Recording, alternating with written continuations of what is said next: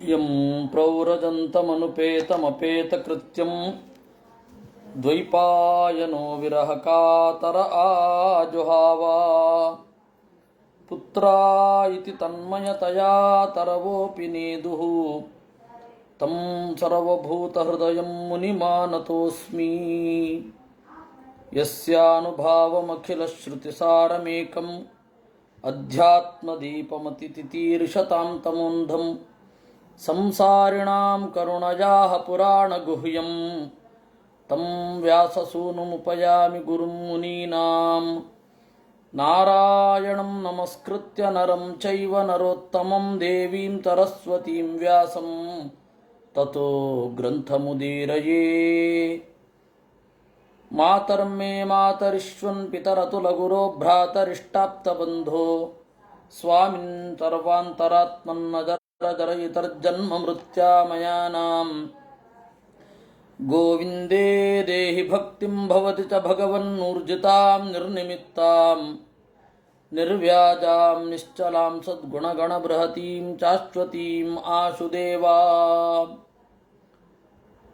ನಿನ್ನೆ ಭಾಗವತ ತಾತ್ಪರ್ಯ ಯಾವ ದಿಕ್ಕಿನಲ್ಲಿ ಹೊರಟಿದೆ ಅನ್ನೋದನ್ನು ನಾವು ಸ್ವಲ್ಪ ವಿಚಾರ ಮಾಡ್ತಾ ಇದ್ವಿ. ನೀವು ಭಾಗವತದಲ್ಲಿರುವ ಎಲ್ಲ ಅಂಶಗಳು ಕೂಡ ಸಮಾಧಿ ಭಾಷೆಯಿಂದ ಹೇಳಲ್ಪಟ್ಟಿದೆ. ಆದರೆ ಈ ಒಂದು ಅಂಶ ಮಾತ್ರ ದರ್ಶನ ಭಾಷೆಯಿಂದ ಹೇಳಲ್ಪಟ್ಟದ್ದು, ಕಂಡಂತೆ ಅಂತ. ಆ ಕಂಡದ್ದು ಏನು? ಅನೇಕ ದರ್ಶನಗಳಿವೆ, ಆದರೆ ಅದು ಅಲ್ಲೇ ಇಟ್ ವಿಲ್ ಬಿ ಡಿಕೋಡೆಡ್, ಅಲ್ಲಿಯೇ ಡಿಕೋಡ್ ಮಾಡಬಹುದು. ಆದರೆ ಇದು ನಮಗೆ ಭಾಗವತದ ಹೊರಗಡೆಯಿಂದ ಡಿಕೋಡ್ ಮಾಡಬೇಕಾಗತ್ತೆ. ಯಾಕೆಂದರೆ ಸಮಾಧಿನಾನುಸ್ಮರ ಯದ್ವಿಚೇಷ್ಟಿತಂ ಅಂತ ಭಾಗವತ ರಚನೆ ಆಗಿದ್ದು ಸಮಾಧಿ ಭಾಷೆಯಲ್ಲಿ ಅಂತ. ಸಮಾಧಿ ಭಾಷೆ ಇದ್ದದ್ದನ್ನು ಇದ್ದಂತೆ ಹೇಳೋದು ಅಂತನ್ನೋದು ಎಲ್ಲರಿಗೂ ಗೊತ್ತಿದೆ. ಅದರಿಂದ ಇದ್ದದ್ದನ್ನು ಕಂಡಂತೆ ಹೇಳೋದು ಕೆಲವು. ಆ ಕೆಲವಲ್ಲಿ ಈ ಭುವನ ಕೋಶ ಲಕ್ಷಣದ ಒಂದೆರಡು ಅಂಶಗಳಿದೆ ಅಂತ ಹೇಳ್ತಾರೆ. ಒಂದು ಭೂಗೋಳ, ಇನ್ನೊಂದು ಖಗೋಳ.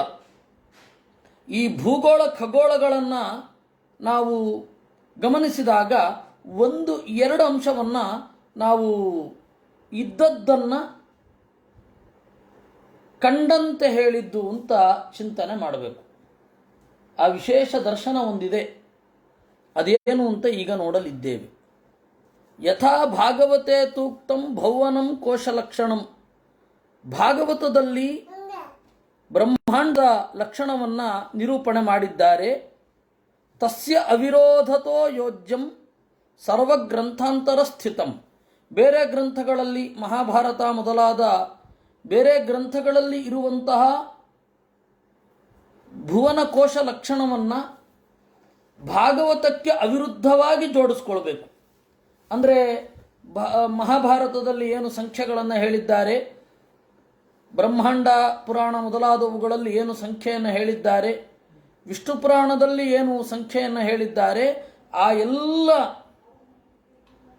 ಸಂಖ್ಯೆಗೆ ಸಂಬಂಧಪಟ್ಟ, ನ್ಯೂಮರಾಲಜಿಗೆ ಸಂಬಂಧಪಟ್ಟ ಸ್ಟೇಟ್ಮೆಂಟನ್ನು, ಅಂದರೆ ಇಷ್ಟೇ ಇದೆ ಇಷ್ಟಿದೆ ಇಷ್ಟಿದೆ ಅಂತ ಹೇಳ್ತಾ ಹೋಗ್ತಾರಲ್ಲ, ಅದನ್ನು ಭಾಗವತಕ್ಕೆ ಅನುಗುಣವಾಗಿ ಚಿಂತನೆ ಮಾಡಬೇಕು. ಎರಡು ಬಿಟ್ಟು, ಭೂಗೋಳದಲ್ಲಿ ಒಂದು ಬದಲಾವಣೆ, ಖಗೋಳದಲ್ಲಿ ಒಂದು ಬದಲಾವಣೆ, ಎರಡು ಬಿಟ್ಟು ಉಳಿದದ್ದೆಲ್ಲ ಭಾಗವತಕ್ಕನುಗುಣವಾಗಿ ಬೇರೆ ಗ್ರಂಥವನ್ನು ನಾವು ಚಿಂತನೆ ಮಾಡಬೇಕು ಅಂತಂದರು.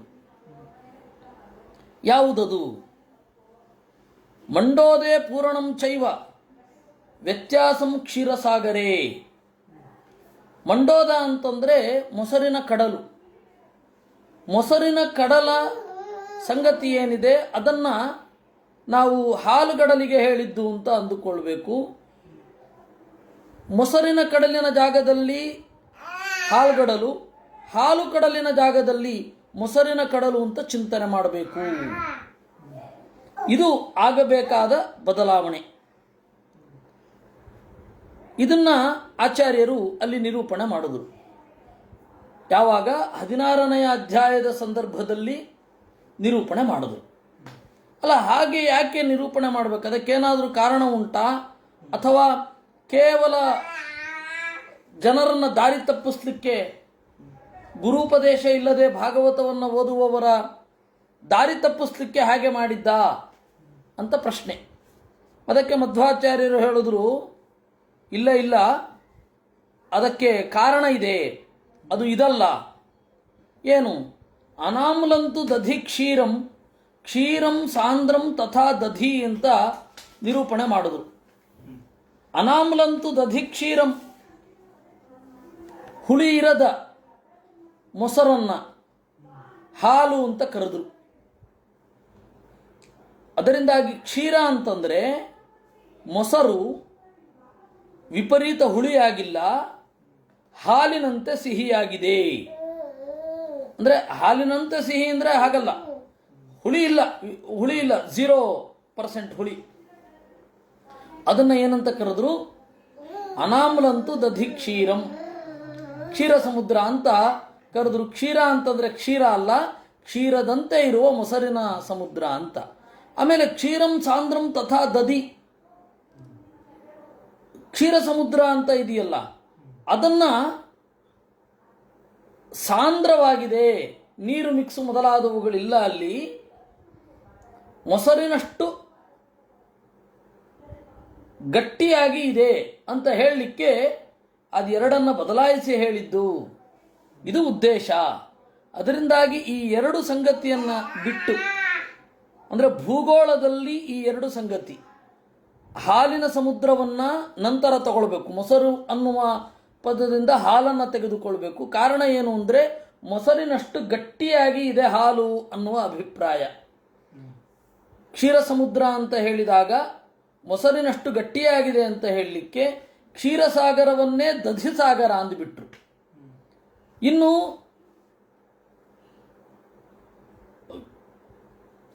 ದಧಿಸಾಗರವನ್ನು ಕ್ಷೀರ ಅಂತ ಕರೆದ್ರು. ಅದರ ಅಭಿಪ್ರಾಯ ಹುಳಿಯಲ್ಲ ಅನ್ನೋದರ ಅಭಿಪ್ರಾಯ. ಈ ಎರಡು ಬದಲಾವಣೆಗಳು ಭೂಗೋಳದ ವಿಚಾರದಲ್ಲಿ ಇದೆ. ಇನ್ನು ಖಗೋಳದ ವಿಚಾರದಲ್ಲಿ ಒಂದಿದೆ. ಆ ಖಗೋಳದ ವಿಚಾರವನ್ನು ನಾವು ನಂತರ ನೋಡೋಣ. ಅದಕ್ಕಾಗಿ ಇಲ್ಲಿ ಹೇಳಬೇಕಾಯಿತು. ಇನ್ನು ನಮ್ಮ ಪ್ರಾಣೇಶಾಚಾರ್ಯರು ನಿನ್ನೆ ಒಂದು ಪ್ರಶ್ನೆ ಕೇಳಿದರು. ಪ್ಲಕ್ಷಾದಿ ದ್ವೀಪಗಳಲ್ಲಿ ಇರುವವರು 3 ತರಹದ ಜೀವರು ಇದ್ದಾರಾ? ಸಾತ್ವಿಕ, ರಾಜಸ, ತಾಮಸ ಅಂತ. ರಾಜಸರಿರಬಹುದು ಹೆಚ್ಚು ಅಂತಂದರೆ, ಸಾತ್ವಿಕರಿದ್ದಾರೆ. ಬಿಟ್ಟರೆ ತಾಮಸರು ಇಲ್ಲ, ತಾಮಸರು ಕೆಳಗಡೆಯ ಲೋಕದಲ್ಲಿ ಇದ್ದಾರೆ. ಯಾಕೆಂದ್ರೆ ಅದಕ್ಕೆ ಹೇಳಿದ್ದು, ಸುರರಿಗೆ ಸಂಬಂಧಪಟ್ಟ ಹಾಗೆ ಇದ್ದಾರೆ, ದೇವತೆಗಳಂತೆ ಇದ್ದಾರೆ ಅಂತ ಹೇಳಿದ್ದರ ಉದ್ದೇಶವೇ ಅದು. ಗಂಧರ್ವ ಮೊದಲಾದ ದೇವಜಾತಿ ಪ್ರಭೇದಗಳು ಅಂತ ಹೇಳಿದ್ದು ಆ ಉದ್ದೇಶದಿಂದ. ಆ ಕಾರಣದಿಂದ ಈ 24ನೆಯ ಗದ್ಯದಲ್ಲಿ ಬರುವ ಕ್ಷೀರ ಸಮುದ್ರ ಮತ್ತು ದಧಿ ಸಮುದ್ರದ ಬದಲಾವಣೆಯನ್ನು ಮಾಡಿಕೊಳ್ಬೇಕು ಅಂತ ಅಲ್ಲಿ ನಾವೊಂದು ಚಿಂತನೆಯನ್ನು ಮಾಡಿಕೊಳ್ಬೇಕು. ಅದನ್ನು ಇಲ್ಲಿ ಹೇಳ್ತಾ ಇದ್ದಾರೆ. ತಸ್ಯಾಪಿ ನಾಮ್ನಾ ಮೇಧಾತಿಥಿ ಸೋಪಿ ವಿಭಜ್ಯ 7 ವರ್ಷಾಣಿ ಪುತ್ರನಾಮಾನಿ ತೇಷು ಸ್ವಾತ್ಮಜಾನ್ ಪುರಾಜವ ಮನೋಜವ ವೇಪಮಾನ ಧೂಮ್ರಾನೇಕ ಚಿತ್ರರಥ ಬಹುರೂಪ ವಿಶ್ವಧರ ಸಂಜ್ಞಾನ್ ನಿಧಾಯ ಅಧಿಪತೀನ್ ಸ್ವಯಂ ಭಗವತಿ ಅನಂತೆ ಆವೇಚಿತಮತಿ ತಪೋವನಂ ಪ್ರವಿವೇಶ. ನಾವು ಏನು ಶಾಖದ್ವೀಪ ಅಂತ ನೋಡ್ತಾ ಇದ್ದೇವೆ, ಆ ಶಾಖದ್ವೀಪದಲ್ಲಿ ಪ್ರಿಯವ್ರತನ ಮಗ ಮೇಧಾತಿಥಿ ಅಂತನ್ನುವವ ಅಧಿಪತಿ. ಆ ಮೇಧಾತಿಥಿ 7 ವರ್ಷಗಳನ್ನಾಗಿ ವಿಭಾಗ ಮಾಡಿ ತನ್ನ ಮಕ್ಕಳನ್ನು ಅದಕ್ಕೆ ಅಧಿಪತಿಗಳನ್ನಾಗಿ ಮಾಡಿ ಅವರ ಹೆಸರೇ ಆ ವರ್ಷಗಳಿಗೆ. ಅವರ ಹೆಸರು ಕ್ರಮೇಣ ಪುರಾಜವ, ಮನೋಜವ ವೇಪಮಾನ, ಧೂಮ್ರಾನೀಕ, ಚಿತ್ರರಥ, ಬಹುರೂಪ, ವಿಶ್ವಧರ ಅಂತ 7 ಜನ. ಅವನು ತನ್ನ ಮಕ್ಕಳಿಗೆ ರಾಜ್ಯವನ್ನು ವಹಿಸಿಕೊಟ್ಟು ಪರಮಾತ್ಮನಲ್ಲಿ ಧ್ಯಾನ ತತ್ಪರನಾದ. ತೇಷು ವರ್ಷೇಷು ಮರ್ಯಾದಾಗಿರಯ ನದ್ಯಶ್ಚ ಸಪ್ತ ಸಪ್ತೈವ. ಆ ವರ್ಷಗಳಲ್ಲಿ ಬೆಟ್ಟ 7, ನದಿ 7. ಈಶಾನಃ, ಉರುಶೃಂಗಃ, ಬಲಭದ್ರಃ, ಶತಕೇಸರಃ, ಸಹಸ್ರಕೇಸರಃ, ಸಹಸ್ರಸ್ರೋತಃ, ದೇವಪಾಲಃ, ಮಹಾನತಃ ಅಂತ 7 ಪರ್ವತಗಳು. ಅನಘ, ಆಯುರ್ಧ, ಉಭಯಸ್ಪೃಷ್ಟಿ, ಅಪರಾಜಿತ, ಪಂಚಪದಿ, ಸಹಸ್ರಶ್ರುತಿ, ನಿಜಘ್ನು ಅಂತ 7 ನದಿಗಳು. ತದ್ವರ್ಷ ಪುರುಷಾ ಋತವ್ರತ, ಸತ್ಯವ್ರತ, ದಾನವ್ರತ, ಅನುವ್ರತ ನಾಮಾನಃ ಭಗವಂತಂ ವಾಯುವಾತ್ಮಕಂ ಪ್ರಾಣಾಯಾಮ ವಿಧೂತ ರಜಸ್ತಮತಃ ಪರಮೇಣ ಸಮಾಧಿನ ಯಜಂತೆ. ಅಲ್ಲಿ ಇರುವ ಜನರನ್ನು 4 ವರ್ಣದವರನ್ನು 4 ವಿಭಾಗಗಳನ್ನಾಗಿ ಮಾಡ್ತಾರೆ. ಆ ವಿಭಾಗ ಬಹಳ ಸ್ವಾರಸ್ಯಕರವಾಗಿದೆ. ಅಂದರೆ ನಾವು ಈ ದ್ವೀಪಗಳಲ್ಲಿ ಇರುವ ವರ್ಣಗಳ ಹೆಸರನ್ನು ಅಭ್ಯಾಸ ಮಾಡಿದರೆ ಒಂದು ಹೊಸ ಆಯಾಮ ಸಿಗತ್ತೆ. ಚಾತುರ್ವರ್ಣ್ಯಂ ಮಯಾ ಸೃಷ್ಟಂ ಗುಣಕರ್ಮ ವಿಭಾಗಶಃ ಅಂತ ದೇವರು ಹೇಳಿದ್ದು ಭಾರತ ವರ್ಷಕ್ಕೆ ಮಾತ್ರ ಸೀಮಿತ ಅಲ್ಲ. ಭಾರತ ವರ್ಷ ಬಿಟ್ಟು ಇಳಾವೃತಾದಿ ವರ್ಷಗಳಿಗೆ, ಜಂಬೂದ್ವೀಪ ಬಿಟ್ಟು ಉಳಿದ ದ್ವೀಪಗಳಿಗೂ ಅನ್ವಯ ಆಗತ್ತೆ ಅನ್ನೋದನ್ನು ಚಿಂತನೆ ಮಾಡಬೇಕು. ಗೀತೆ ಮತ್ತು ಭಾಗವತದ ಇಂಟರ್ ಕನೆಕ್ಷನ್ ಅಲ್ಲಿದೆ. ಈ ಹಿನ್ನೆಲೆಯಲ್ಲಿ, ಈ ದೊಡ್ಡ ಹಿನ್ನೆಲೆಯಲ್ಲಿ ನೋಡಿದಾಗ ನಿಮಗೆ ಆಚಾರ್ಯರು ಹೇಳಿದ ಸ್ವಾಭಾವಿಕೋ ಬ್ರಾಹ್ಮಣಾದಿ ಶಮಾದ್ಯೈರೇವ ಭಿದ್ಯತೆ ಎನ್ನುವ ವಾಕ್ಯದ ಇನ್ನೊಂದು ಆಯಾಮ ಗೋಚರ ಆಗತ್ತೆ. ತನ್ಮೂಲಕ ನಮಗೆ ಗೋಚರವಾಗುವ ಧರ್ಮಶಾಸ್ತ್ರದ ಇತಿಮಿತಿ ಏನು ಅನ್ನೋದು ಗೋಚರ ಆಗತ್ತೆ. ನೀವು ನೋಡಿ, ಬಹಳ ದೊಡ್ಡ ದೊಡ್ಡ ಗ್ರಂಥಗಳುಂಟು. ಮನುಸ್ಮೃತಿ ಉಂಟು, ಯಾಜ್ಞವಲ್ಕ್ಯ ಸ್ಮೃತಿ ಉಂಟು. ಅದರಲ್ಲಿ ಯಾವುದರ ಹಿನ್ನೆಲೆಯಲ್ಲಿ ನಡೆಯಬೇಕು ಅಂತ ಹೇಳಿದ್ದಾರೆ. ನಂತರ ಧರ್ಮಶಾಸ್ತ್ರಾದಿಗಳು ಕೇವಲ ಆಚಾರ ಕೇಂದ್ರಿತ ಆದವು. ಯಾಕೆ ಅವುಗಳಿಗೆ ಆ ಮಿತಿ ಇದೆ? ಧರ್ಮಶಾಸ್ತ್ರಗಳಿಗೆ ಸಂವಾದಿಯಾದ ಧರ್ಮಶಾಸ್ತ್ರಗಳ ದೊಡ್ಡ ಕೆಲಸವನ್ನು ಮಾಡುವ ಭಾಗವತಾದಿ ಧರ್ಮಗ್ರಂಥಗಳ ವಿಸ್ತಾರ ಏನು? ಇವುಗಳನ್ನೆಲ್ಲ ಚಿಂತನೆ ಮಾಡಬಹುದು.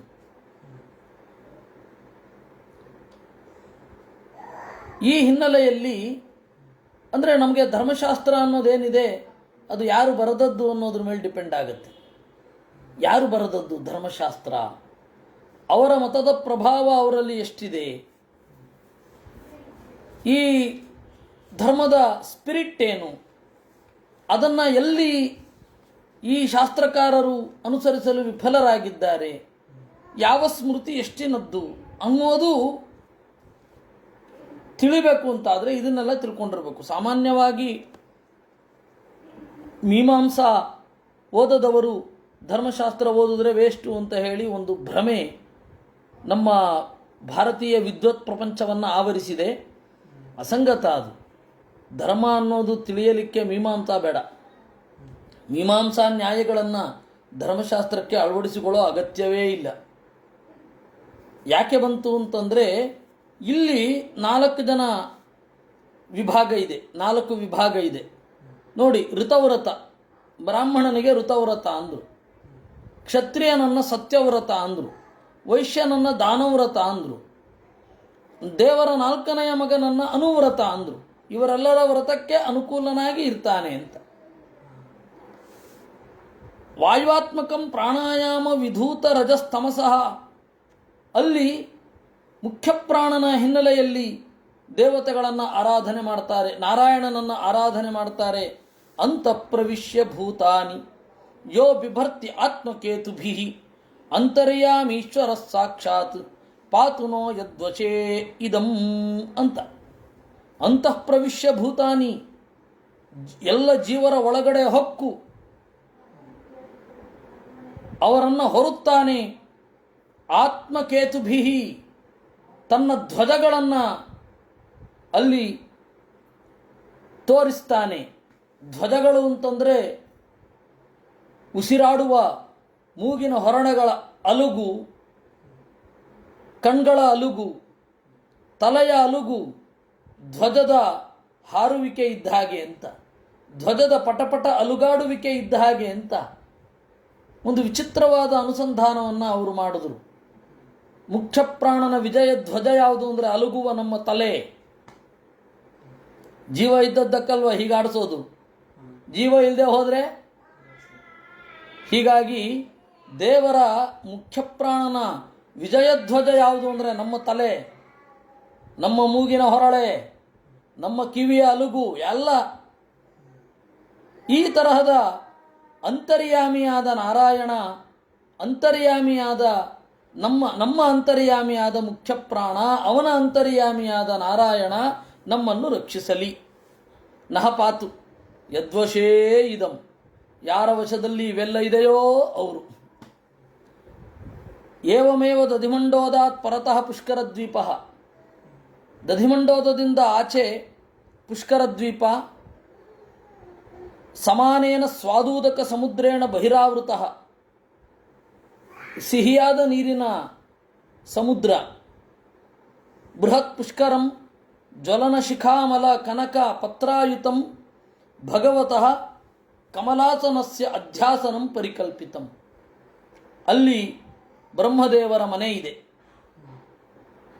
ತದ್ವೀಪ ಮಧ್ಯೆ ಮಾನಸೋತ್ತರ ನಾಮೈಕ ಏವ ಅರ್ವಾಚೀನ ಪರಾಚೀನಯೋ ವರ್ಷಯೋ ಮರ್ಯಾದಾಚಲ ಅಯುತಯೋಜನಾಚ್ಛ್ರಾಯಾಮ ಯತ್ರ ಚತುಸ್ರುಷು ದಿಕ್ಷು ಚತ್ವಾರಿ ಪುರಾಣಿ ಲೋಕಪಾಲಾನಾಂ ಇಂದ್ರಾದೀನಾಂ ಯದುಪರಿಷ್ಠಾತ್ ಸೂರ್ಯರಥಸ್ಯ ಮೇರುಂ ಪರಿಚಂಕ್ರಮತಃ ಸಂವತ್ಸರಾತ್ಮಕಂ ಚಕ್ರಂ ಅಹೋರಾತ್ರಾಭ್ಯಾಂ ಪರಿಭ್ರಮತಿ. ಇದು ಮೇರು ಪರ್ವತದ ತುತ್ತ ತುದಿಗೆ ಬಂದಿದ್ದೇವೆ. ಇಲ್ಲಿ ಮೇರು ಪರ್ವತದ ತುತ್ತ ತುದಿಯಲ್ಲಿ ಇರುವ ಬ್ರಹ್ಮದೇವರ ಮನೆಯ ಸುತ್ತಲೂ ಕೂಡ ಲೋಕಪಾಲಕರ 4 ಮನೆಗಳಿದೆ.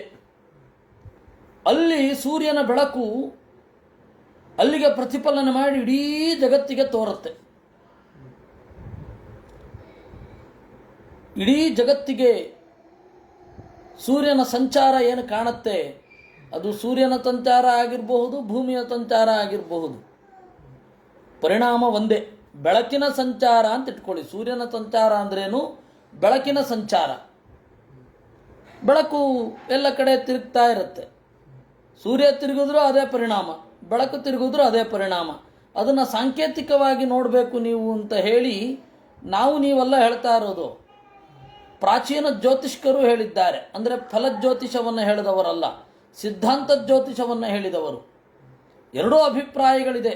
ಸೂರ್ಯ ತಿರುಗ್ತಾನೆ ಅಂತ ಒಂದು ಅಭಿಪ್ರಾಯ, ಇಲ್ಲ ಜಗತ್ತು ತಿರುಗತ್ತೆ ಅಂತ ಒಂದು ಅಭಿಪ್ರಾಯ. ಎರಡೂ ಅಭಿಪ್ರಾಯಗಳು ಬಹಳ ಹಿಂದೆಯೇ ಬಂದು ಹೋಗಿದೆ. ಆದರೆ ಪರಿಣಾಮ ಒಂದೇ ಅಂತ ಒಪ್ಪಬೇಕು ಅಂತ. ಅಲ್ಲಿ ಸಂವತ್ಸರಾತ್ಮಕಂ ಚಕ್ರಂ ನೋಡಿ, ಸಂವತ್ಸರಾತ್ಮಕವಾದ ಚಕ್ರ. ಸೂರ್ಯನ ರಥದ ಚಕ್ರ ಅಂತಂದರೆ ಕಾಲಚಕ್ರ. ಅದು ಹಗಲು ರಾತ್ರಿ ಓಡ್ತಾ ಇರುತ್ತೆ. ಇದು ಸ್ಪಷ್ಟವಾಗಿ ಸಂವತ್ಸರಾತ್ಮಕಂ ಅಂತ ಸಾಂಕೇತಿಕ ಅಂತ ಹೇಳಿದೆ. ಅದರಿಂದಾಗಿ ನಮಗೆ ಇವಾಗ ಏನು ಅಂತ ಗೊತ್ತಾಗ್ತಾ ಇಲ್ಲ. ಕಾಲ ನಡೀತಾ ಇದೆ, ಲೆಕ್ಕಕ್ಕನುಗುಣವಾಗಿ ಕಾಲದ ನಡೆ ಇದೆ, ಕಾಲದ ನಡೆಗನುಗುಣವಾಗಿ ಲೆಕ್ಕ ಇದೆ. ಏನು ಹೇಳೋದು ಇದನ್ನು? 1 ವರ್ಷ ಆಗ್ತಿದ್ದ ಹಾಗೆ ಬದಲಾವಣೆ ಕಂಡು ಬರ್ತಾ ಇದೆ, ಆವೃತ್ತಿ ಕಂಡು ಬರ್ತಾ ಇದೆ, ಲೆಕ್ಕ ಸರಿಯಾಗಿದೆ. ಇದೆಲ್ಲವನ್ನು ನೋಡ್ತಾ ಇದ್ದಾಗ ನಮಗೆ ಒಂದು ಅರ್ಥ ಆಗತ್ತೆ, ಇದು ಸಾಂಕೇತಿಕವಾಗಿಯೂ ಇರಬಹುದು ಅಂತ. ಇನ್ನು ಮಂಜುನಾಥನ ಪ್ರಶ್ನೆ, ಸೂರ್ಯನ ರಥಕ್ಕೆ ಒಂದೇ ಚಕ್ರವ ಅಂತ. ಹೌದು, ಸೂರ್ಯನ ರಥಕ್ಕೆ ಒಂದೇ ಚಕ್ರ. ಏಕಚಕ್ರಂ ಏಕಧುರಂ ಸಪ್ತಾಶ್ವೋ ರಥೋ ವಹತಿ ಅಂತ ಹೇಳಿ ತೈತ್ತಿರೀಯ ಸಂಹಿತೆ ಹೇಳುತ್ತೆ. 7 ಚಕ್ರ, 7 ಕುದುರೆ, 1 ಚಕ್ರ ಅಂತ. ಅದನ್ನು ಯಾವ ರೀತಿ ಬೇಕಾದರೂ ವ್ಯಾಖ್ಯಾನ ಮಾಡಬಹುದು ಆ ವೇದದ ಪ್ರಕಾರವೇ. ಏಕೋ ಅಶ್ವೋ ವಹತಿ ಸಪ್ತನಾಮ, ಕುದುರೆ ಒಂದೇ 7 ಹೆಸರು ಅಂತಾರೆ. ಇದಕ್ಕೆಲ್ಲ ಏನು ಅರ್ಥ? ಸಾಂಕೇತಿಕ ಅಂತ ಇಟ್ಕೊಳ್ಳೋದು ಒಳ್ಳೆಯದು. ಮತ್ತೆ ಅದರ ಬಗ್ಗೆ ನೋಡೋಣ. ಲೆಕ್ಕ ಈಗಂತೂ ಕರೆಕ್ಟಾಗಿ ಬರ್ತಾ ಇದೆ. ಗ್ರಹಣ ಅಂತ ಹೇಳಿದ್ದ ಗ್ರಹಣ ಬರ್ತಾ ಇದೆ ಅಷ್ಟೆ. ಈ ವರ್ಷ ಮುಗಿತು ಅಂತ ಹೇಳಿದಾಗ ಬದಲಾವಣೆಗಳು ಕಾಣ್ತಾ ಇದೆ. ಈ ಹಿನ್ನೆಲೆಯಲ್ಲಿ ಮುಂದುವರಿಬೇಕು. ಉಳಿದದ್ದನ್ನು ದೇವರು ಹೊಳಸಬೇಕು, ತತ್ವವನ್ನು ದರ್ಶನ ಮಾಡಿಸಬೇಕು. ತದ್ವೀಪಸ್ಯಾಪ್ಯಧಿಪತಿ ಪ್ರಿಯವ್ರತೋ ವೀತಿಹೋತ್ರ. ಪುಷ್ಕರ ದ್ವೀಪದ ಅಧಿಪತಿ ಪ್ರಿಯವ್ರತನ ಮಗ ವೀತಿಹೋತ್ರ.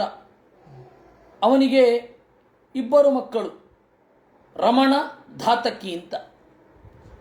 ವರ್ಷಪತಿ ನಿಯುಜ್ಯ ಸ್ವಯಂ ಪೂರ್ವಜವತ್ತು ಭಗವತ್ಕರ್ಮಶೀಲ ಆಸ್ತಿ.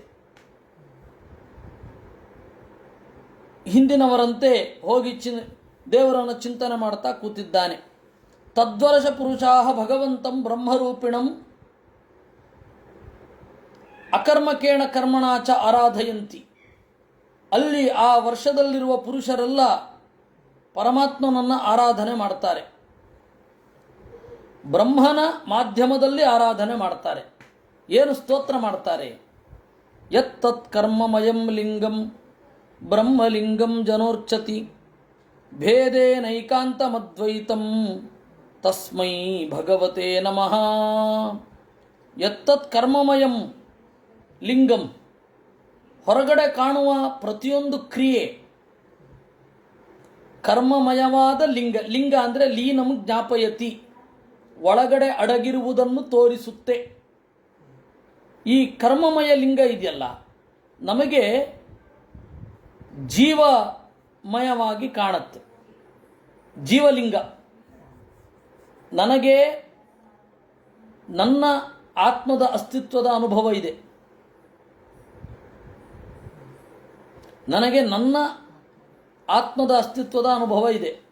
ಅದೇ ರೀತಿ ಎದುರುಗಡೆ ಕುಳಿತವನಲ್ಲಿ ನನ್ನ ರೀತಿಯೇ ಕರ್ಮ ಇದೆ ಅಂತ ಹೇಳಿ ಎದುರುಗಡೆ ದೇಹದಲ್ಲಿ ಜೀವ ಇದ್ದಾನೆ ಅಂತ ಗೊತ್ತಾಗತ್ತೆ.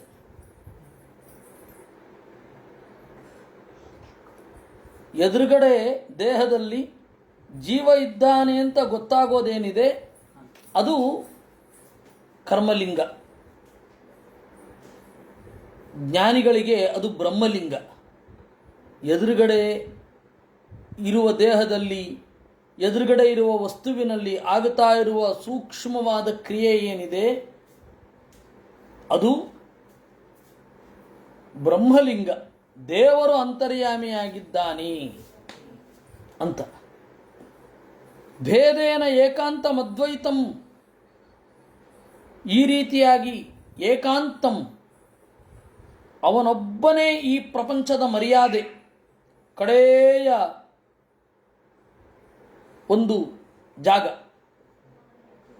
ಅಂತಹ ಏಕಾಂತನಾಗಿರುವ ಅದ್ವೈತಂ, ಅವನ ದೇಹಕ್ಕೂ ಅವನಿಗೂ ಭೇದ ಇಲ್ಲ. ಆದ್ದರಿಂದಾಗಿ ಅವನ ಅದ್ವೈತ. ಮಿಥ್ಯಾಜ್ಞಾನ ಇಲ್ಲ. ಆ ಅದ್ವೈತನನ್ನು ಉಪಾಸನೆ ಮಾಡಿ ಬ್ರಹ್ಮದೇವರು ಅದ್ವೈತ ಆಗಿದ್ದಾರೆ. ಮಿಥ್ಯಾಜ್ಞಾನ ಇಲ್ಲ. ಅಂತಹ ಪರಮಾತ್ಮನಿಗೆ ನಮಸ್ಕಾರ. ತತಃಪರಸ್ತಾಲ್ ಲೋಕಾಲೋಕನಾಮಾಚಲ ಲೋಕಾಲೋಕಯೋ ಅಂತರಾಳೆ ಪರಿತ ಉಪಕ್ಲುಪ್ತ. ಅದಾದ ಮೇಲೆ ನಮಗೆ ಕಾಣೋದು ಒಂದು ಲೋಕ ಮತ್ತು ಅಲೋಕ. ಲೋಕ ಅಂತಂದರೆ ಸೂರ್ಯನ ಬೆಳಕು ಬೀಳುವ ಜಾಗ. ಅದಾದ ಮೇಲೆ ಅಲೋಕವೇ ಇರೋದು. ಯಾವನ್ ಮಾನಸೋತ್ತರ ಮೇರುವೋರಂತರಂ ತಾವತಿ ಭೂಮಿ ಕಾಂಚನ್ಯಾದರ್ಶನ ತಳೋಪಮ ಯಸ್ಯಾಂ ಪ್ರಹಿತ ಪದಾರ್ಥ ನ ಕಥಂಚಿತ್ ಪುನಃ ಪ್ರತ್ಯುಪಲಭ್ಯತೆ. ಆ ಕತ್ತಲಿನ ಜಾಗದಲ್ಲಿ ಏನಾದರೂ ಬಿದ್ದರೆ ಮುಗಿದೇ ಹೋಯ್ತು, ಅದು ಸಿಗೋದೇ ಇಲ್ಲ. ಎಲ್ಲಿ ಹೋಯಿತು ಅಂತಿಲ್ಲ. ತಸ್ಮಾತ್ ಸರ್ವಸತ್ವ ಪರಿಹೃತ ಸೀತ್. ಅಲ್ಲಿ ಯಾರೂ ಹೋಗಲೇ ಇಲ್ಲ ಅಲೋಕದಲ್ಲಿ. ಯಾಕೆ ಅಂದರೆ ನಾವೇ ಬಿದ್ದು ಹೋದರೆ ಗತಿ ಏನು? ಆ ತರಹದ ಒಂದು ಜಾಗ. ಸ ಲೋಕತ್ರಯಾಂತೆ ಪರಿತ ಈಶ್ವರೇಣ ವಿಹಿತೋ ಯಸ್ಮಾತ್ ಸೂರ್ಯಾದೀನಾಂ ಧ್ರುವಾಪವರ್ಗಾಣಾಂ ಜ್ಯೋತಿರ್ಗಣಾನಾಂ ಗಭಸ್ತಯಃ ಅರ್ವಾಚೀನಾಃ ತ್ರಿಲೋಕಾನ್ ವಿತನ್ವಾನಾ ನ ಕದಾಚಿತ್ ಪರಾಚೀನಾ ಭವಿತುಮುತ್ಸಹಂತೆ ತಾವತ್ ಉನ್ನಹನಾ ಯಾಮಃ. ಅಲ್ಲಿಂದ ಸಾಧಕರು ಜನರು ಮೇಲ್ಗಡೆ ಸಂಚಾರ ಮಾಡ್ತಾರೆ. ಧ್ರುವಮಂಡಲ ಸಂಗತವಾದ ವರ್ಣನೆ ಇಲ್ಲಿ ಇದೆ. ಲೋಕತ್ರಯಾಂತೆ ಪರಿತಃ ಈಶ್ವರೇಣ ವಿಹಿತಃ ಯಸ್ಮಾತ್ ಸೂರ್ಯಾದೀನಾಂ ಧ್ರುವಾಪವರ್ಗಾಣಾಂ. ಇದನ್ನು ದಾಟಿ ಅಲೋಕವನ್ನು ದಾಟಿ ಯಾರು ಹೋಗ್ತಾರೆ ಅಂತಂದರೆ, ಯಾರಿಗೆ ಮೋಕ್ಷ ಖಚಿತವೋ ಅವರು ಆತ್ಮಜ್ಯೋತಿಯನ್ನು ಇಟ್ಟುಕೊಂಡು ಅಲ್ಲಿಗೆ ಹೋಗ್ತಾರೆ. ಸೂರ್ಯನ ಈ ಬೆಳಕನ್ನು ಹೊಂದಿರದ ಜಾಗದಲ್ಲಿ ಸುಗಮವಾಗಿ ಸಂಚಾರ ಮಾಡ್ತಾರೆ. ಇಲ್ಲಿಗೆ ಹೋದ ಮೇಲೆ ಮತ್ತೆ ಕೆಳಗಡೆ ಬರಲಿಕ್ಕೆ ಅವರು ಯಾರೂ ಇಷ್ಟಪಡೋದಿಲ್ಲ. ಇದನ್ನು ತಾತ್ಪರ್ಯದಲ್ಲಿ ಇನ್ನಷ್ಟು ಸ್ಪಷ್ಟಪಡಿಸ್ತಾರೆ. ಜ್ಞಾನಾನಂದಾತ್ಮಕೆ ವಿಷ್ಣು ಶಿಂಶುಮಾರವ ಪುಷ್ಯಥ ಊರ್ಧ್ವಲೋಕೇಶು ಸಂವ್ಯಾಪ್ತ ಆದಿತ್ಯಾದ್ಯಾ ಸಮಾಶ್ರಿತಾ ಇತಿ ಬ್ರಹ್ಮಾಂಡೇ. ಜ್ಞಾನಾನಂದಾತ್ಮಕನಾದ ಶಿಂಶುಮಾರ ರೂಪಿ ಪರಮಾತ್ಮನಲ್ಲಿ ಈ ಜನರ ಮನಸ್ಸು ನೆಲೆಗೊಂಡಿರುತ್ತೆ. ಅವರು ಅಲ್ಲಿಗೆ ಹೋಗ್ತಾರೆ, ಅಲ್ಲಿಯೇ ಇರ್ತಾರೆ, ಕೆಳಗಡೆ ಇಳಿದು ಬರೋದಿಲ್ಲ. ಧ್ರುವಮಂಡಲವನ್ನು ನೋಡಿದವರು ಶಿಂಶುಮಾರನನ್ನು ನೋಡದೆ ಹೋಗುವುದೇ ಇಲ್ಲ. ಯಾಕೆಂದರೆ ಧ್ರುವಮಂಡಲದಲ್ಲಿ ಅಧಿಪತಿಯಾಗಿ ಶಿಂಶುಮಾರನೇ ಇರೋದು. ಅದನ್ನು ಈ ಧ್ರುವಮಂಡಲದ ಬಗ್ಗೆ 12ನೇ ಅಧ್ಯಾಯದಲ್ಲಿ ಭಾಗವತವೇ ವಿಸ್ತಾರವಾಗಿ ಹೇಳಿತ್ತು. ಇಲ್ಲಿ ಅದನ್ನೇ ಸಂಕ್ಷಿಪ್ತವಾಗಿ ನಿರೂಪಣೆ ಮಾಡಿದ್ದು. ಏತಾವಾನ್ ಲೋಕವಿನ್ಯಾತಃ ಮಾನ ಲಕ್ಷಣ ಸಂಸ್ಥಾಭಿ ವಿಚಿಂತಿತಃ. ಇಷ್ಟು ಲೋಕ ಇರುವಂತಹ ಜಾಗ. ಲೋಕದ ವಿನ್ಯಾಸ ಹೀಗಿದೆ. ಇದರ ಉದ್ದ ಅಗಲ ನಮ್ಮ ಅನುಭವಕ್ಕೆ ಬರಬೇಕು ಅಂತನ್ನುವವರು ಚೆನ್ನಾಗಿ ಸಾಧನೆ ಮಾಡಬೇಕು. ಮತ್ತದು ದೇವರ ಅನುಗ್ರಹ ಇದ್ದರೆ ಅದು ಗೊತ್ತಾಗತ್ತೆ. ನಮಗೆ ಭಾಗವತದಲ್ಲಿ ಬಂದಿರುವ ಈ ವರ್ಷಗಳಲ್ಲಿ ಇರುವ ದೇವರ ಗುಣವನ್ನು ಚಿಂತನೆ ಮಾಡೋದೇ ದೊಡ್ಡದು. ಆಮೇಲೆ ಉಳಿದದ್ದು ನೋಡ್ಕೊಳ್ಳೋಣ.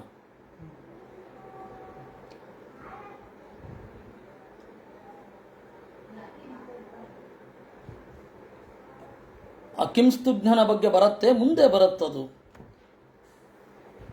ಸಚ 50 ಕೋಟಿ ಗುಣಿತಸ್ಯ ಭೂಗೋಳಸ್ಯ ತುರೀಯ ಭಾಗೋ ಯಾವಾನ್ ಲೋಕಾಲೋಕಾಚಲ. ಇದಾದ ಮೇಲೆ ಅಲೋಕ, ಲೋಕ ಮತ್ತು ಅಲೋಕ, ಈ ಇಡೀ ಪರ್ವತ 50 ಕೋಟಿ ಭಾಗ, 50 ಕೋಟಿ ಯೋಜನವನ್ನು ಹೊಂದಿದೆ. ತದುಪರಿಷ್ಟಾತ್ ಚತುಸ್ರುಷ್ವಪಿ ಆಶಾಸು ಆತ್ಮಯೋನಿನ ಅಖಿಲ ಜಗದ್ಗುರುಣ ಅಭಿನಿವೇಚಿತ ಯೇ ದ್ವಿರದಪತಯ ಋಷಭ ಪುಷ್ಕರಚೂಡ ವಾಮನ ಅಪರಾಜಿತ ಇತಿ ಸರ್ವಲೋಕ ಸ್ಥಿತಿ ಹೇತವ. ಇದು ಬ್ರಹ್ಮದೇವರ ಅಭಿಮಾನಕ್ಕೆ ಒಳಪಟ್ಟ ಅಂಡ, ಬ್ರಹ್ಮಾಂಡ. ಈ ಬ್ರಹ್ಮಾಂಡ ಏನಿದೆ ಅದಕ್ಕೆ ಬ್ರಹ್ಮಾಂಡ ಅಂತ ಕರೆಯೋದು, ಅವನ ಅಭಿಮಾನಕ್ಕೆ ಒಳಪಟ್ಟದ್ದು. ಇದನ್ನು ಆಂತುಕೊಂಡು ದಿಕ್ಪಾಲಕರ 4 ಆನೆಗಳಿದೆ.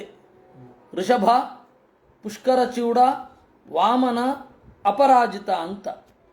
ತೇಷಾಂ ಸ್ವವಿಭೂತೀನಾಂ ಮಹೇಂದ್ರಾದೀನಾಂ ಲೋಕಪಾಲಾನಾಂ ವಿವಿಧ ವೀರ್ಯೋಪಬ್ರಹ್ಮಣಾಯ ಭಗವಾನ್ ಪರಮ ಮಹಾಪುರುಷಃ ಮಹಾವಿಭೂತಿ ಮಹಾಭೂತಿಪತಿ ಅಂತರ್ಯಾಮಿ ಆತ್ಮನಃ ವಿಶುದ್ಧ ಸತ್ವಧರ್ಮ ಜ್ಞಾನ ವೈರಾಗ್ಯ ಐಶ್ವರ್ಯಾದ್ಯಷ್ಟ ಮಹಾಸಿದ್ಧ್ಯುಪಲಕ್ಷಣೈ ವಿಶ್ವಕ್ಸೇನಾದಿಭಿ ಪಾರ್ಷದ ಪ್ರವರೈ ಪರಿವಾರಿತಃ ನಿಜವರಾಯುಧೋಪಶೋಭಿತೈರ್ದೋರ್ದಂಡೈ ಸಂಧಾರಯಮಾಣಃ ತಸ್ಮಿನ್ ಗಿರಿವರೇ ತಮಂತಾತ್ ಸರ್ವಲೋಕ ಸ್ವಸ್ಥಯ ಆಸ್ತೆ. ಅಲ್ಲಿ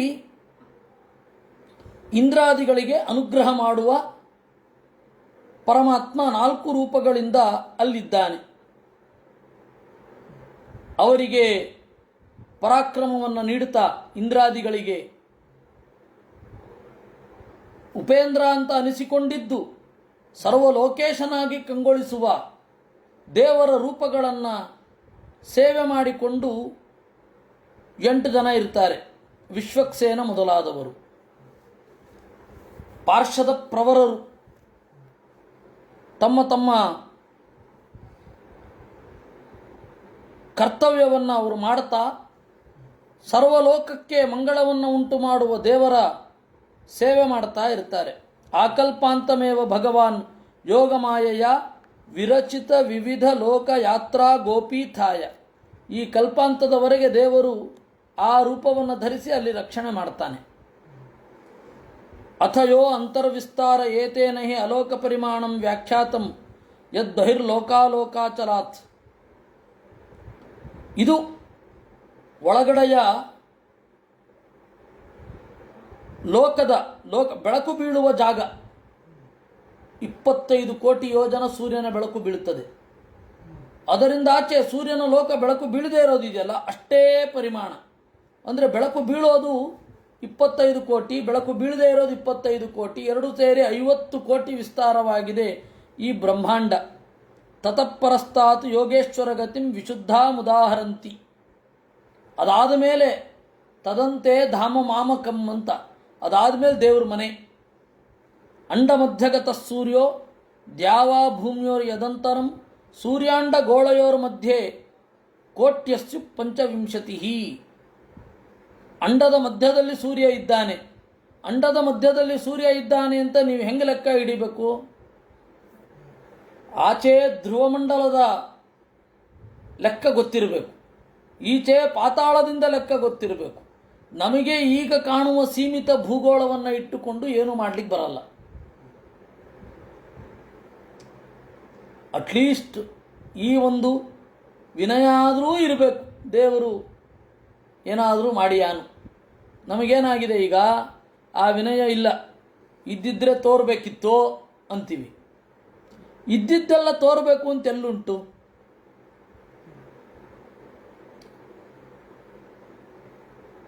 ಆದರೆ ಇದು ಹೀಗಿರಬಹುದು ಅಂತ ತಿಳಿಯಲಿಕ್ಕೆ ಒಂದು ಅವಕಾಶ ಕೊಟ್ಟಿದ್ದಾನೆ ದೇವರು.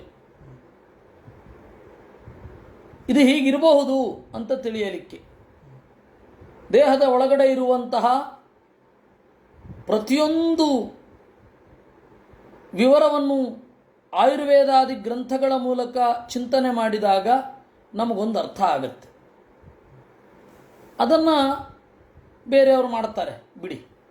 ಅದರಿಂದಾಗಿ ನಾವಂತೂ ಕ್ಷೇತ್ರಜ್ಞರಲ್ಲ, ಕ್ಷೇತ್ರವನ್ನು ತಿಳಿದಿಲ್ಲ.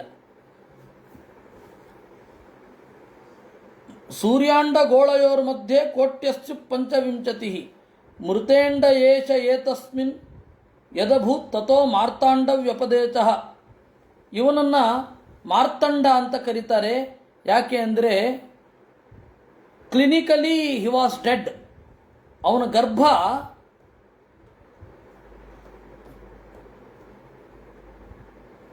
ಇರಲಿಲ್ಲ. ಅದಿತಿಯಲ್ಲಿ ವಿವಸ್ವಾನ್ ಇದ್ದಾಗ ಗರ್ಭ ಸತ್ತು ಹೋಗಿದೆ, ಹೊರಗಡೆ ಬಂದ ಮೇಲೆ ಜೀವ ಬಂತು. ಇವನು ಅಂಡದಲ್ಲಿದ್ದಾಗ ಸತ್ತು ಹೋಗಿದ್ದಾನೆ ಅನ್ನುವ ಕಾರಣದಿಂದ ಅಂಡದಲ್ಲಿರುವಾಗ ಸತ್ತು ಹೋಗಿದ್ದ, ಹೊರಗಡೆ ಬಂದ ಕೂಡಲೇ ಜೀವ ಬಂತು. ಹೀಗಾಗಿ ಅವನಿಗೆ ಮಾರ್ತಂಡ ಅಂತ ಕರೀತಾರೆ. ಮೃತವಾದ ಅಂಡದಲ್ಲಿ ಮೃತನಾಗಿದ್ದ, ಈಗಿಲ್ಲ. ಅದು ಮಾರ್ತಾಂಡ, ಮಾರ್ತಂಡ. ಈ ಎರಡೂ ಶಬ್ದಗಳು ಅವನ ಈ ಅವಸ್ಥೆಯನ್ನು ಹೇಳ್ತೇವೆ. ಬಹಳ ವಿಚಿತ್ರ. ನಾವು ಜಗತ್ತಿನಲ್ಲಿ ಕಾಣುತ್ತೇವೆ. ಮೆಡಿಕಲ್ ಸೈನ್ಸಿನ ಪ್ರಕಾರ ಸತ್ತಿರೋವನೊಬ್ಬ ಬದುಕಿರ್ತಾನೆ. ಬಹಳ ವಿಚಿತ್ರ. ಅಂದರೆ ಇವರೆಲ್ಲ ಏನೇನು ಹೇಳ್ತಾರೆ, ಈ ಸತ್ತವನಿಗಿಷ್ಟು ಲಕ್ಷಣಗಳು ಅಂತ, ಅವರು ಬದುಕಿರ್ತಾರೆ. ಈ ತರಹದೊಂದು ಅತ್ಯಂತ ವಿಚಿತ್ರ ಘಟನೆ ಜಗತ್ತಿನಲ್ಲಿ ಮೊದಲಾಗಿದ್ದು ಈ ಸೂರ್ಯನದ್ದು. ಹೀಗಾಗಿ ಅವನಿಗೆ ಮಾರ್ತಾಂಡ ಅಂತ ಕರೀತಾ ಇದ್ರು. ಹಿರಣ್ಯ ಗರ್ಭ ಇತಿ ಯದ್ ಹಿರಣ್ಮಯಾಂಡ ಸಮುದ್ಭವ. ಹಿರಣ್ಯ ಗರ್ಭ ಅಂತ ಹೇಳಿ ಬ್ರಹ್ಮದೇವರನ್ನು ಕರೀತೇವೆ. ಜಗತ್ತಿನ 2 ಅಚ್ಚರಿಗಳು, ಸೂರ್ಯನಿಂದ ಹಿಡಿದು ಬ್ರಹ್ಮನ ತನಕ. ಈ ಬಂಗಾರದ ಮೊಟ್ಟೆ ಅವನಿಂದ ಇಳಿದು ಬಂತು, ಅದಕ್ಕೆ ಅವನು ಹಿರಣ್ಯಗರ್ಭ. ಹಿರಣ್ಯಗರ್ಭ ಮೂರು ಅರ್ಥದಲ್ಲಿ ಹೇಳ್ತಾರೆ ಬ್ರಹ್ಮದೇವರನ್ನು. ಹಿರಣ್ಯ ಅಂತಂದರೆ ಹಿತಂಚ ರಮಣೀಯಂಚ, ಹಿತವೂ ರಮಣೀಯವೂ ಆದ ಆನಂದ ಅದು ಅವನ ಬಸಿರೊಳಗಿಂದ ಬಂತು, ಹೀಗಾಗಿ ಅವನು ಹಿರಣ್ಯಗರ್ಭ. ಇನ್ನೊಂದು ಹಿರಣ್ಯ ಅಂತಂದರೆ ದೇವರು, ದೇವರನ್ನು ಒಡಲಲ್ಲಿ ಹೊತ್ತವ, ಅದರಿಂದಾಗಿ ಹಿರಣ್ಯಗರ್ಭ. ಹಿರಣ್ಯ ಅಂತಂದರೆ ಜಗತ್ತಿನ ಅತ್ಯದ್ಭುತವಾದ ಚಿನ್ನ,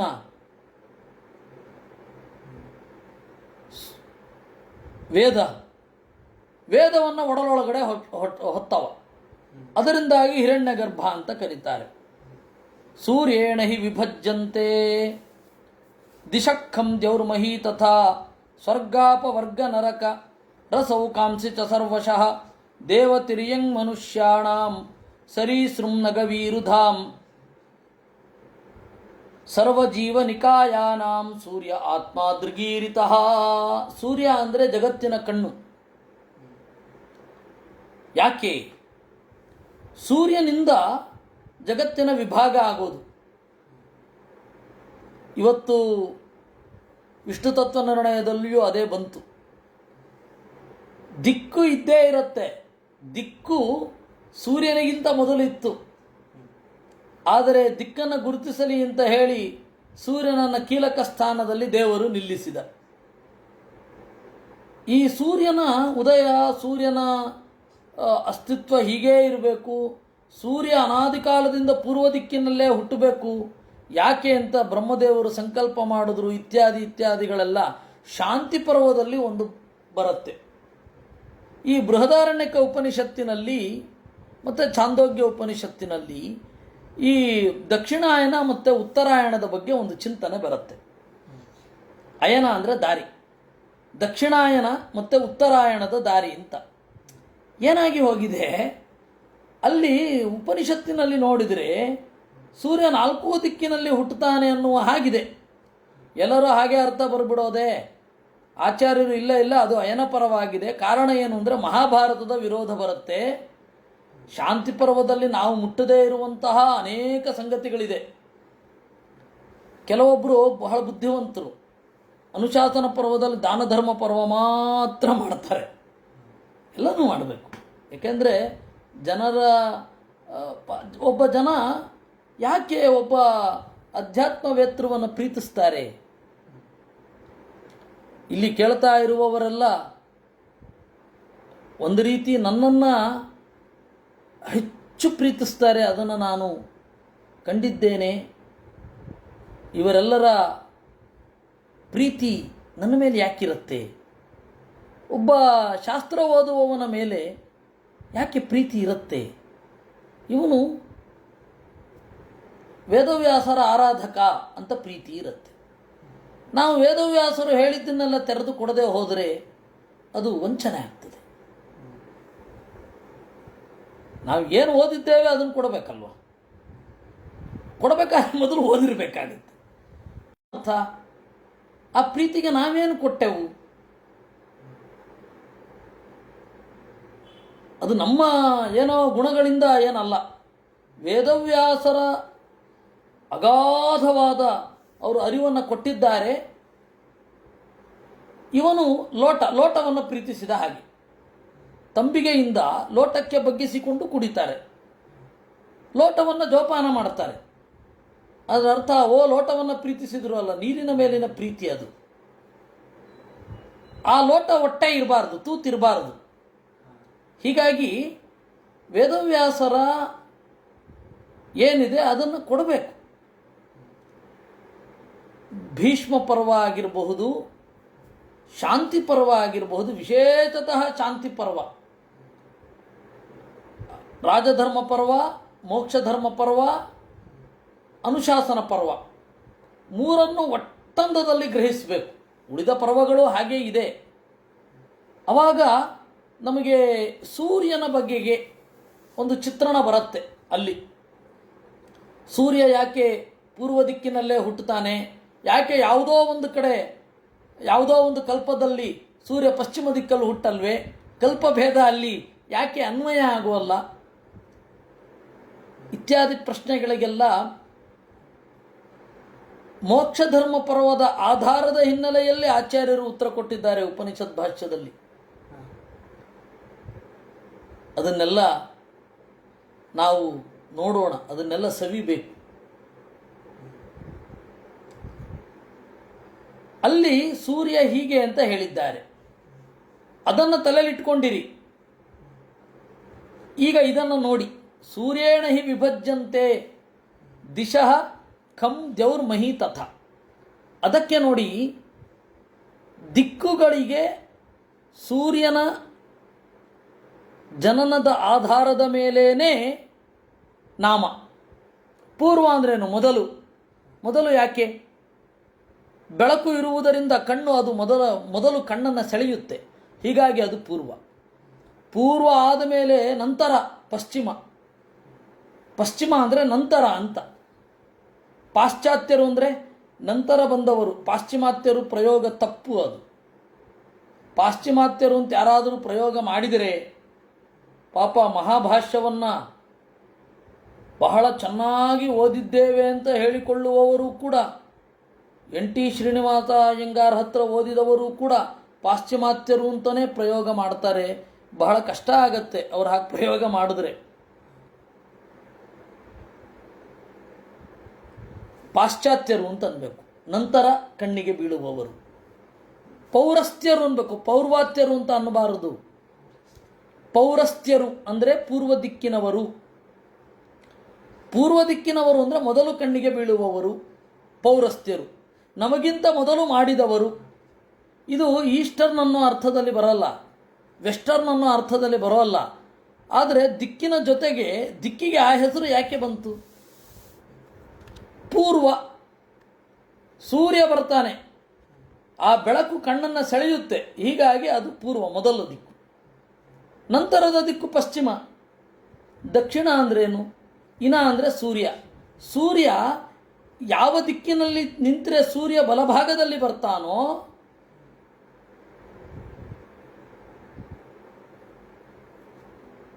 ಯಾವ ದಿಕ್ಕಿನಲ್ಲಿ ನಿಂತರೆ ಅಂದರೆ ಸೂರ್ಯನಿಗೆ ಬೆನ್ನು ಹಾಕಿ ನಿಂತರೆ ಬಲಭಾಗದಲ್ಲಿ ಬರ್ತಾನೆ, ಅದರ ಎಡಭಾಗ ಅಂತ. ಅಂದರೆ ದಕ್ಷಿಣ ಅಂತಂದರೆ ಎಡ, ಅಂದರೆ ಸೂರ್ಯನನ್ನು ಇಟ್ಟುಕೊಂಡ್ರೆ ಎಡ, ದಕ್ಷಿಣ ದಿಕ್ಕು. ಉತ್ತರ ಅಂದರೆ ಉಳಿದದ್ದು, ಕೊನೆಯದ್ದು ಅಂತ. ನಾನದು ಉತ್ತರ ಕುಮಾರ ಅಂತನ್ನುವಲ್ಲಿಯೂ ಹೇಳಿದ್ದೇನೆ. ಉತ್ತರ ಅಂತಂದರೆ ಕೊನೆಯ ಮಗ, ಅವನ ನಿಜವಾದ ಹೆಸರು ಭೂಮಿಂಜಯ. ಉತ್ತರ ಅಂತಂದರೆ ಅವಳ ಹೆಸರು ಏನು ಅಂತಲೇ ಕಡೆಗೂ ಗೊತ್ತಾಗಲಿಲ್ಲ. ಉತ್ತರ ಅಂದರೆ ಕಡೆಯವಳು ಅಷ್ಟೆ.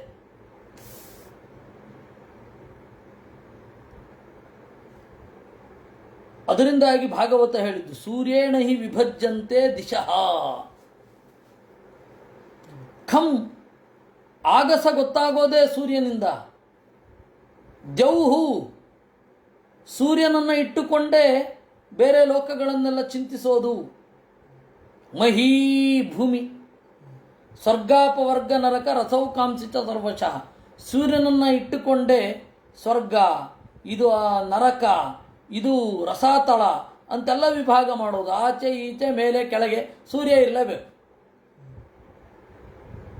ಅದರಿಂದಾಗಿ ಸೂರ್ಯೇಣ ಹಿ ವಿಭಜ್ಯಂತೆ ಎಂದು. ದೇವತರಿಯಂಗ್ ಮನುಷ್ಯಾಣಾಂ ಸರೀಸೃಂ ನಗವೀರುಧಾಂ ಸರ್ವಜೀವನಿಕಾಯಾನಾಂ ಸೂರ್ಯ ಆತ್ಮ ದೃಗೀರಿತಃ. ದೇವರು, ಈ ಸೂರ್ಯ ಕಣ್ಣು, ಎಲ್ಲರ ಕಣ್ಣು. ದೇವತೆಗಳು, ತಿರ್ಯಕ್ ಪ್ರಾಣಿಗಳು, ಮನುಷ್ಯರು, ಸರೀಸೃಪರು.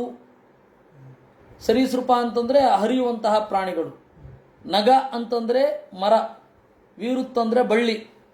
ಎಲ್ಲ ಜೀವರಿಗೆ ಸೂರ್ಯನೇ ಕಣ್ಣು. ಸೂರ್ಯ ಆತ್ಮ ದೃಗೀರಿತಃ. ಹೀಗೆ ಲೋಕದ ಬಗ್ಗೆ ಹೇಳೋದು.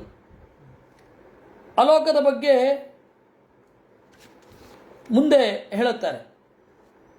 ಅದನ್ನು 23ನೇ ಅಧ್ಯಾಯದಲ್ಲಿ ನಾವು ನೋಡ್ತೇವೆ. ಬೆಳಕು ಇರದ ಜಾಗ, ಸೂರ್ಯನ ಬೆಳಕು ಇರದ ಜಾಗ, ಅಲ್ಲೆಲ್ಲೆಲ್ಲ ಏನೇನಿದೆ ಅಂತ. 24ನೇ ಅಧ್ಯಾಯ 23ನೇ ಅಧ್ಯಾಯ ಬೆಳಕಿರದ ಜಾಗವನ್ನು ಕುರಿತು ಹೇಳೋದಾಗಿದೆ. ಆ ಕಡೆಯಲ್ಲಿ ನರಕದ ವರ್ಣನೆ ಬರುತ್ತೆ. ಶ್ರೀ ಶುಕ ಉವಾಚ 21ನೆಯ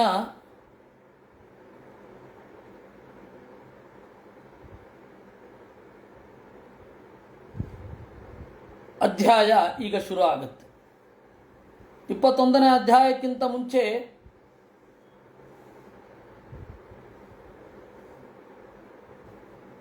ಪ್ರಜ್ವಲ್ ಆರ್ ಎಂ ಅವರ ಪ್ರಶ್ನೆ. ಇಂಗ್ಲೀಷರು ಹೇಳುವಂತೆ ಇಲ್ಲ, ಇಂಗ್ಲೀಷರು ಅವರ ಲಕ್ಷಣ ಬೇರೆ.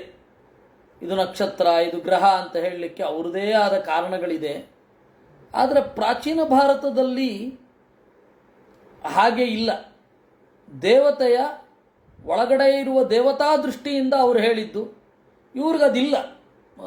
ಇಂಗ್ಲೀಷರ ಒಂದು ಸಮಸ್ಯೆಯ ಬಗ್ಗೆ ನಾನು ಹೇಳಬೇಕು. ಈ ಗ್ರೆಗೋರಿಯನ್ ಕ್ಯಾಲೆಂಡರ್ ಮೊದಲಾದವುಗಳೆಲ್ಲ ಆದಾಗ ಅವ್ರು ಏನು ಯೋಚನೆ ಮಾಡಿದ್ರು ಅಂದರೆ, ಸೂರ್ಯ ಹಾಗೂ ಚಂದ್ರ ಜಡ, ಅವುಗಳಿಂದ ತಿಥಿ ತೀರ್ಮಾನ ಮಾಡಬೇಕು. ಅವುಗಳ ವೇಗ ಒಂದೇ ತರಹ ಇಲ್ಲ, ವೇಗದಲ್ಲಿ ಬದಲಾವಣೆ ಇರುತ್ತೆ. ನೀವು ತಾರೀಖನ್ನು ಸೂರ್ಯೋದಯದ ಲೆಕ್ಕದ ಮೇಲೆ ಹೇಳಲಿಕ್ಕೆ ಬರಲ್ಲ. ಒಂದು ವೇಳೆ ಸೂರ್ಯೋದಯದ ಲೆಕ್ಕದ ಮೇಲೆ ಹೇಳಿದ್ರೆ ಇನ್ನೂ ಸೂರ್ಯ ಉದಯ ಆಗಿಲ್ಲ, ಅದರಿಂದಾಗಿ ಇವತ್ತು 7 ಗಂಟೆ ಅಂದರೆ ಇನ್ನೂ 11ನೇ ತಾರೀಕು ಅಂತ ಹೇಳಬೇಕಾಗತ್ತೆ. ಇನ್ನೂ 31ನೇ ತಾರೀಕೇ ಇದೆ ಮಾರಾಯ, ಇನ್ನೂ 1ನೇ ತಾರೀಕು ಬಂದಿಲ್ಲ ಅನ್ಬೇಕಾಗತ್ತೆ. ಈ ದೊಡ್ಡ ರಗಳೆ ಅಂತ ಹೇಳಿ ಅವರೇನು ಮಾಡಿದ್ರು, 12 ಗಂಟೆಯಿಂದ 12 ಗಂಟೆ ಅಂತ ಮಾಡಿಬಿಟ್ರು. ದಿನವನ್ನು ಮಾಡಿದ್ದವರು ಹಾಗೆ. ಕೆಲವೊಬ್ಬರು 2 ಗಂಟೆ ಅಂತ ಹೇಳ್ತಾರೆ, ಇಲ್ಲ ಸ್ಟ್ಯಾಂಡರ್ಡ್ ಟೈಮ್ 2 ಗಂಟೆಯಿಂದ 2 ಗಂಟೆಗೆ ಅಂತ. ಅದೆಲ್ಲ ಅವ್ರನ್ನ ನಾವು ವಿಶ್ವಾಸಕ್ಕೆ ತಗೊಳ್ಳಿಕ್ಕೆ ಬರಲ್ಲ. ಇಲ್ಲಿ ದೇವತೋಪಾಸನೆ ಅನ್ನೋದು ಮುಖ್ಯ. ಅದರಿಂದಾಗಿ ನಕ್ಷತ್ರ ಲಕ್ಷಣ, ಸೂರ್ಯ ಲಕ್ಷಣ, ಆಮೇಲೆ ಗ್ರಹ ಲಕ್ಷಣ, ಇದೆಲ್ಲ ಅವ್ರು ಹೇಳದೇ ಇರೋದು, ಅವ್ರು ಹೇಳಿರುವಂತೆ ತಗೊಳ್ಳದೇ ಇದ್ದರೆ ಕ್ಷೇಮ. ಅದು ಯಾರ ಅನುಭವಕ್ಕೂ ಬಂದಿಲ್ಲ, ಅದು ಬಿಟ್ಟುಬಿಡೋದು ಒಳ್ಳೆಯದು. ಇರಲಿ.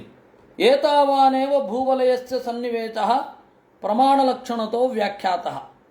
ಇದು ಭೂಮಿಯ ವಲಯ, ಇದರ ಪ್ರಮಾಣ ಮತ್ತು ವಲಯ, ಸುತ್ತು ವರ್ತುಲಾಕಾರದ ಒಂದು ರೀತಿಯಿಂದ ನಾವು ಹೇಳಿದ್ದೇವೆ ಭೂವಲಯ ಅಂತ. ನೋಡಿ, ಭೂವಲಯ ವರ್ತುಳಾಕಾರವಾಗಿ ಇದೆ.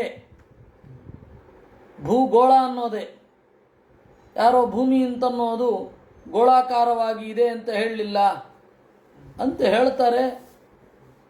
ಹಾಗೇನಿಲ್ಲ, ನಮ್ಮ ಪ್ರಾಚೀನರು ಹಾಗೆ ಒಪ್ಪಿಲ್ಲ. ಭೂಗೋಳ ಅನ್ನೋ ಶಬ್ದವೇ ಇದೆ, ಭೂಮಿ ಚಪ್ಪಟೆ ಇದೆ ಅಂತ ಯಾರು ಹೇಳೋದು? ನಾವು ಭೂಮಿಯನ್ನು ಗುಂಡಗಿದೆ ಅಂತಲೇ ಹೇಳಿದ್ದಿದ್ದು. ಶಬ್ದವೇ ಆ ರೀತಿ ಇದೆ. ಭೂವಲಯ ಅನ್ನೋ ಶಬ್ದವೇ ಅದನ್ನು ಒಳಗೊಂಡಿದೆ. ತೋರ್ಬೇಕಾದ್ರೆ ಯಾಕೆ ಹಾಗೆ ತೋರುತ್ತೆ, ಹೀಗೆ ಒಂದು ಕಡೆ ಇದಕ್ಕೆ ಅನ್ನೋದು ಅದು ದರ್ಶನದ ಸಮಸ್ಯೆಗಳು ಅಂತ ನಿರೂಪಣೆ ಮಾಡ್ತಾರೆ. ಭೂವಲಯ ಅಂತಲೇ ಹೇಳೋದು, ಚಪ್ಪಟ್ಟೆ ಅಂತ ಹೇಳಿ ಒದ್ದಾಡಬೇಕಾಗಿಲ್ಲ. ಭೂಮಿ ಗುಂಡುಗಿದೆ ಅಂತ ಹೇಳಿ ಮೊದಲು ಹೇಳಿದಾಗ ಅವನನ್ನು ಸುಟ್ಟಾಕಿದ್ದು ಯಾರು ಅಂತ ಹೇಳಿ ಎಲ್ಲರಿಗೂ ಗೊತ್ತು. ಆ ರೀತಿ ಹೇಳೋದವನನ್ನು ನಾವು ಪ್ರಾಚೀನರು ಹಾಗೇನಿಲ್ಲ, ಇದು ಹೀಗೆ ಅಂತಲೇ ಹೇಳಿದ್ವಿ. ಏತೇನೈವ ಹಿ ದಿವೋಮಂಡಲಮಾನಂ ತದ್ವಿಧ ಉಪದಿಶಂತಿ. ಈ ಭೂಮಂಡಲದ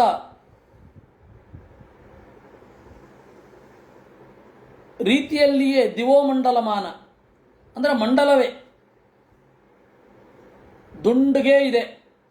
ದಿವೋಮಂಡಲ ಮತ್ತು ಭೂಮಂಡಲ ಎರಡು ಸೇರಿ ಒಂದು ದೊಡ್ಡ ಗೋಳ ಅಂತಾನೇ ಭಾಗವತಾದಿ ಸಚ್ಚಾಸ್ತ್ರಗಳಲ್ಲಿ ಇರೋದು. ಯಥಾ ವಿದಲ ನಿಷ್ಪಾವಾದೀನಾಂ ತದಂತರೇಣ ಅಂತರಿಕ್ಷಂ ಉಪಸಂಹಿತಂ ಯನ್ಮಧ್ಯರಾತೋ ಭಗವಾನ್ ಸ್ತಪತಾಂ ಪರಿಸ್ತಪನಃ ಆತಪೇನ ತ್ರೀನ್ ಲೋಕಾನ್ ಪ್ರತಪತಿ. ಎಲ್ಲ ಕಡೆ ಅಂತರಿಕ್ಷದಲ್ಲಿ ಸೂರ್ಯನ ಬೆಳಕು ವ್ಯಾಪಿಸಿದೆ. ಯನ್ಮಧ್ಯರಾತೋ ಭಗವಾನ್, ಆ ಸೂರ್ಯಮಂಡಲದ ಮಧ್ಯದಲ್ಲಿ ಅವನಿದ್ದಾನೆ.